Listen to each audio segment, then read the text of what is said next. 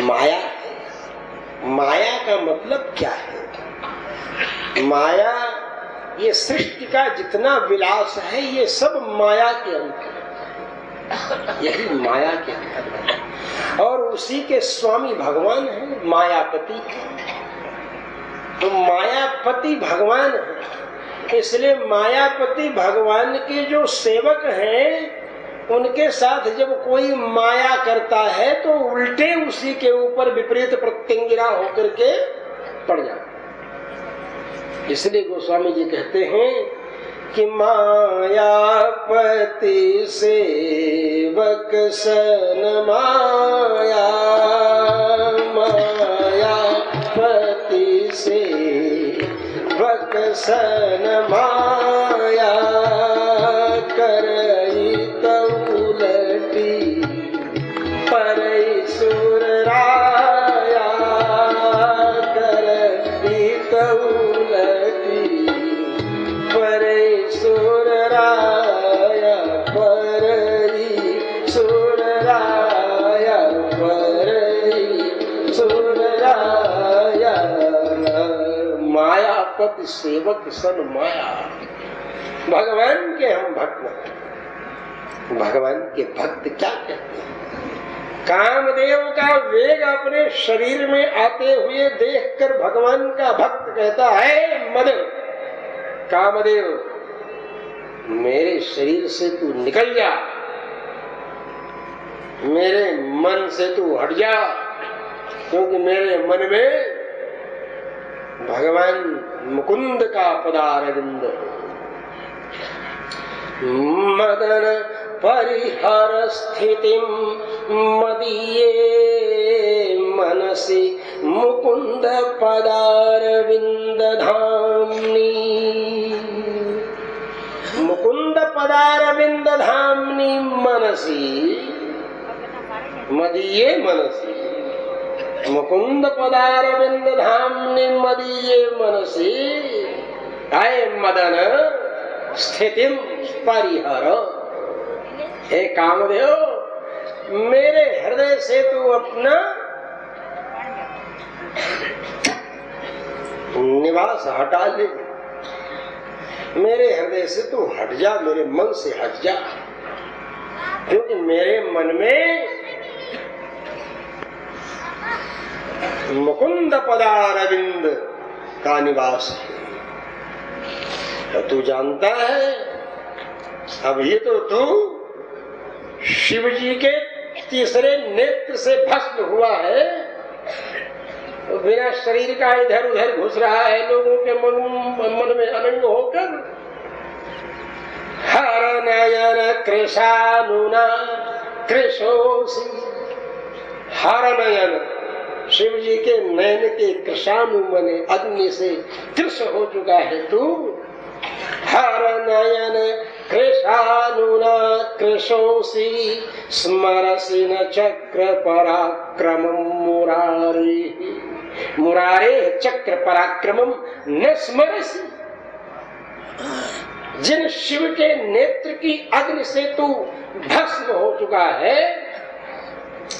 उन शिव जी को भी अपनी तिग्मत ज्वाला के द्वारा पार्वती जी के साथ काशीपुरी से भगा देने वाले भगवान कृष्ण के सुदर्शन चक्र की स्थिति पौंड्रक वध के प्रसंग में कथा है ना, भागवत में सुदक्षिण के नाश की कथा है।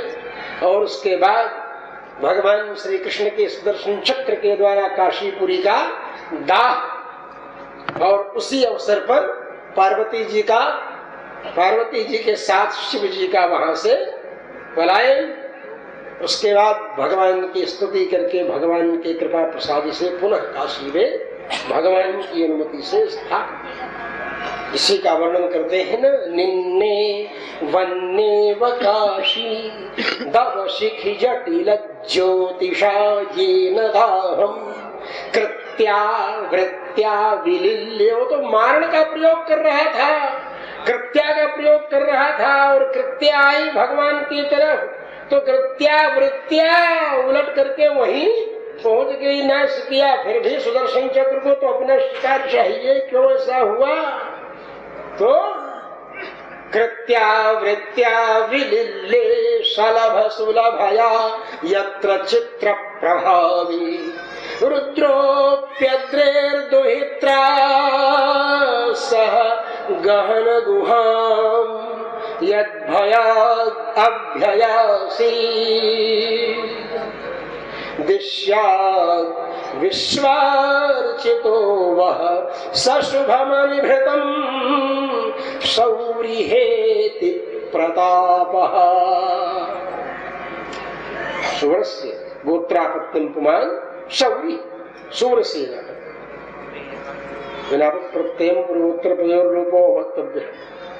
सेनः शूरः शूरसेनः शूरसेनो यदुश्रेष्ठः यदुश्रोमणि सम्यवासस्त्वयामुना यमुना के तट पर निवास करने वाले थे। लगातार इतने नाम भगवान के यदुवंश से जुड़े हुए ऐसे आते थे। दृष्ट्वा समत्वं तच्छौरी वहां पर अनुसंधान करते हैं। जब प्रथम पुत्र को लेकर वसुदेव जी आते हैं वहां पर भी सूर शब्द का प्रयोग होता है। अनुभव करने के बाद सच में ये सूरदास का तात्पर्य अंधा नहीं होता है। सूरदास का तात्पर्य ही यही होता है, शूरवंशीय भगवान श्री कृष्ण के दास हैं। शूरस्य शूरसेनस्य गोत्रापत्यं पुमान् शौरि। इसलिए अनुभव करना है।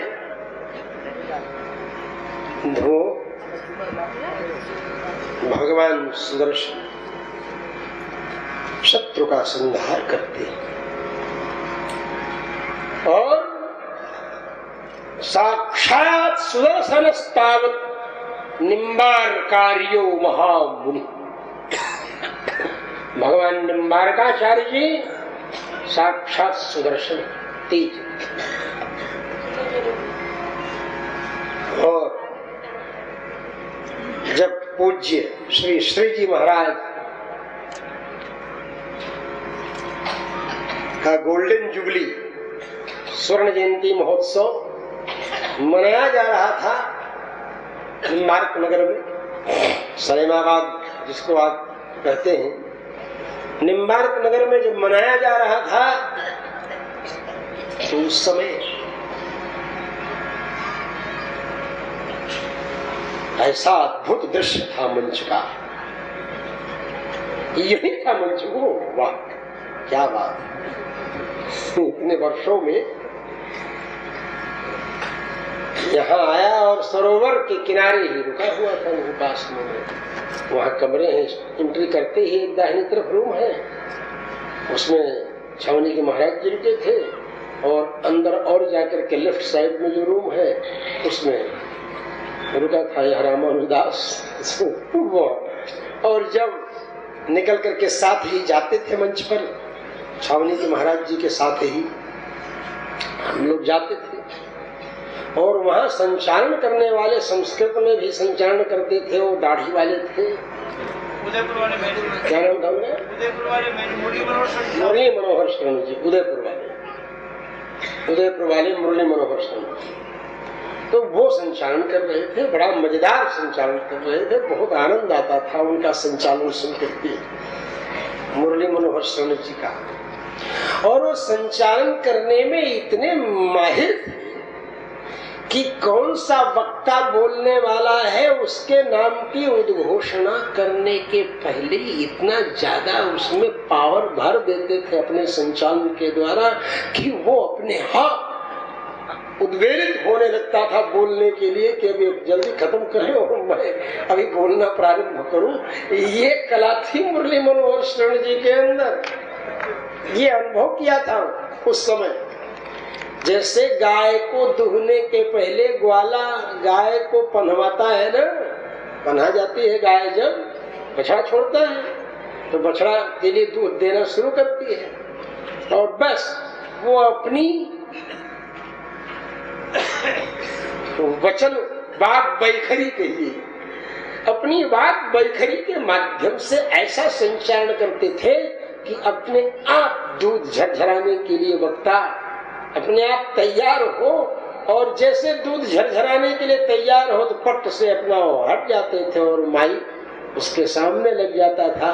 ये दूध जनता को पिलाइए, अकेले में पीने वाला नहीं हूँ। पार्थो वत्सा सुधीर भोक्ता, वो तो पार्थो वत्सा की तरह और सुधीर भोक्ता आप लोग ऐसा संचालन करते थे। आज भी उनका वो स्वरूप और संयोग देखिए कि वहीं पर खड़े होकर के वो संचालन करते जो जगह है मुकुंद। हाँ, उस समय वो मेज उस टाइप का नहीं, ऐसे ही बैठ करके कभी खड़े होकर के बोलते थे। ये व्यवस्थाएं जो है वो कुछ आधुनिक युग से भी खड़े होकर बोलते हैं। कुछ लोग कांपने लगते हैं बोलते बोलते, तो उनको अवलंब होता है, बोलने के लिए सपोर्ट रहता है उसका। तो लेकिन बोलते थे, आनंद आता था। अभी तक वो छवि वीडियोग्राफी भी तो उसकी हुई थी उस समय, वो भी कहीं न कहीं तो सुरक्षित होगी। अपनी वेबसाइट में भी हो सकता है सुरक्षित रखवाया हो, तो खोजूंगा, सर्च करूंगा तो या डलवा दे। बहुत ही अद्भुत विषय था वो, और बड़े बड़े विद्वानों का आनंद लेने लायक वक्तव्य होता था वहाँ। क्योंकि पूज्य श्री जी महाराज स्वयं जब नोटिस छपती है इसलिए कि अभ्यास वही बना है कि महाराज जी हैं, अभी ऐसा अनुभव होता है। महाराज जी हैं भी इनके अंदर। कल हमने बताया था संस्कृति सम्मेलन में, तो महाराज जी स्वयं बिंदु विसर्ग मात्रा एक एक सब स्वयं देखते थे, देख करके पास करते थे। तब वो जब सूचना मिली और पढ़ करके छावनी के महाराज जी से हमने कहा कितना व्यवस्थित छपा है। तो महाराज जी ने कहा, महाराज जी खुद अपने से देख देख करके एक एक चीज संशोधन करके देते थे। परिष्कृत पत्रिका, कहीं कोई बिंदु विसर्ग मात्रा की अशुद्धि दिखाई नहीं पड़ती थी। पत्रिका में कहीं कोई गलती नहीं दिखाई पड़ती थी। यहाँ तो हैंडबिल पत्रिका नोटिस छाप देते हैं और सानिध्य की जगह सानिध्य रहता है और तत्वावधान की जगह तत्वाधान रहता है। कुछ समझ में नहीं आता क्या है क्या नहीं है, ऐसे छपते रहते हैं पत्रिकाएं। बोलने वाले भी कुछ जैसा ये समोदोष परिहार सब। तो इसलिए यहाँ तो भगवान की माया में यही है, भगवान की माया से पार पाना है अगर, तो भगवान के चरणों में आकर के पड़ जाओ, तभी माया से पार पाओ। नहीं तो माया महाठगिन मैं जानी, माया महाठगिन मैं जानी,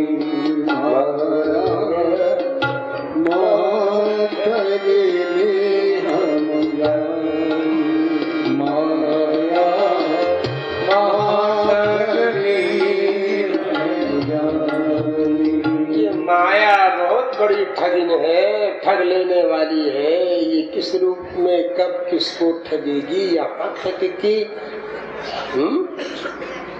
विष्णु घर लक्ष्मी होए बैठी, विष्णु घर लक्ष्मी होए बैठी, विष्णु सदन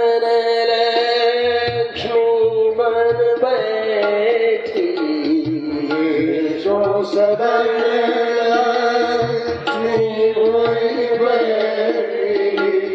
शिव के भवन भवानी, शिव के भवन भवानी, माया महाठगिन हम जानी, माया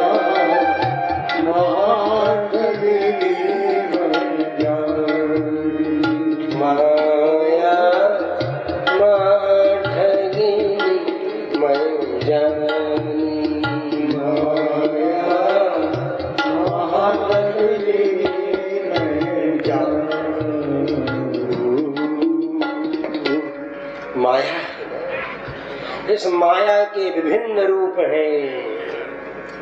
कैसे कैसे रूप हैं, सबके अलग अलग रूप हैं। इस माया के रूप भिन्न भिन्न हैं।